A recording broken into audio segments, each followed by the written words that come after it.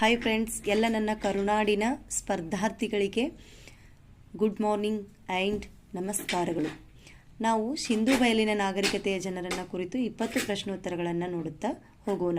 ಮೊದಲನೆಯ ಪ್ರಶ್ನೆ, ಸಿಂಧೂ ನಾಗರಿಕತೆಯ ಜನರ ಕಾಲದಲ್ಲಿ ಬೊಂಬೆಗಳ ತಯಾರಿಕಾ ಕೇಂದ್ರ ಯಾವುದು?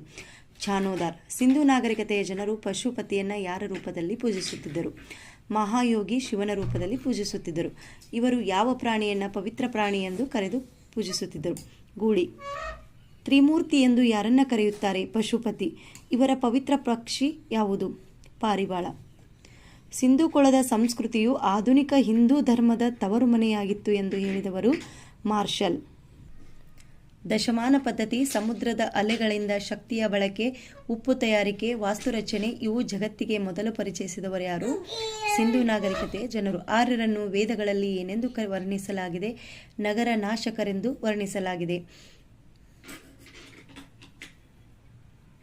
ಖ್ಯಾತ ಲಿಪಿ ತಜ್ಞ ಬಿ.ವಿ. ಸುಬ್ಬರಾಯಪ್ಪರವರು ಲಿಪಿ ಏನೆಂದು ಹೇಳಿದ್ದಾರೆ? ಅಂಕ ಸೂಚಕ ಅಂತೇಳಿ ಹೇಳಿದ್ದಾರೆ. ಸಿಂಧೂ ನಾಗರಿಕತೆಯ ಜನರಿಗೆ ಈ ಕೆಳಗಿನ ಶಾಸ್ತ್ರ ಪರಿಚಯವಿರಲಿಲ್ಲ. ಯಾವ ಶಾಸ್ತ್ರ ಪರಿಚಯ ಇರಲಿಲ್ಲ? ಗಣಿತಶಾಸ್ತ್ರ, ವೈದ್ಯಶಾಸ್ತ್ರ, ಖಗೋಳಶಾಸ್ತ್ರ ಈ ಎಲ್ಲ ಶಾಸ್ತ್ರಗಳು ಪರಿಚಯವಿದ್ದು ರಸಾಯನಶಾಸ್ತ್ರ ಮಾತ್ರ ಅವರಿಗೆ ಪರಿಚಯವಿರಲಿಲ್ಲ.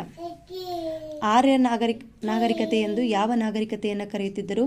ವೈದಿಕ ಸಂಸ್ಕೃತಿ, ವೇದಗಳ ಕಾಲದ ನಾಗರಿಕತೆಯನ್ನು. ವೇದಗಳ ಕರ್ತೃ ಯಾರು? ಆರ್ಯರು. ವೇದಗಳನ್ನು ಏನೆಂದು ಕರೆಯಲಾಗುತ್ತದೆ? ಸಂಹಿತೆಗಳು ಎಂದು ಕರೆಯಲಾಗುತ್ತದೆ. ಎ.ಪಿ. ದಾಸ್ರವರು ಆರ್ಯರ ಸ್ವಂತ ಮನೆ ಯಾವುದೆಂದು ಹೇಳಿದ್ದಾರೆ? ಪಂಜಾಬಿನ ಸಪ್ತ ಸಿಂಧು ಆರ್ಯರ ಸ್ವಂತ ಮನೆ ಎಂದು ಹೇಳಿದ್ದಾರೆ.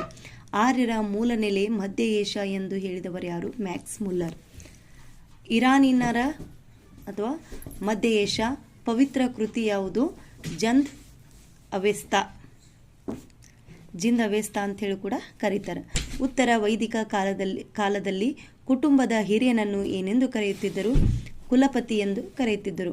ಆರ್ಯರ ಪವಿತ್ರ ಪ್ರಾಣಿ ಯಾವುದು? ಗೋವು. ಆರ್ಯ ಎಂದರೇನು? ಕೃಷಿ ಮಾಡುವುದು ಎಂದರ್ಥ.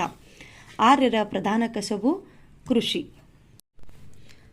Thank you for watching. Like ಮಾಡಿ, ಶೇರ್ ಮಾಡಿ, ಸಬ್ಸ್ಕ್ರೈಬ್ ಮಾಡಿ, ಸಪೋರ್ಟ್ ಮಾಡಿ, ಕಮೆಂಟ್ ಮಾಡಿ. Thank you.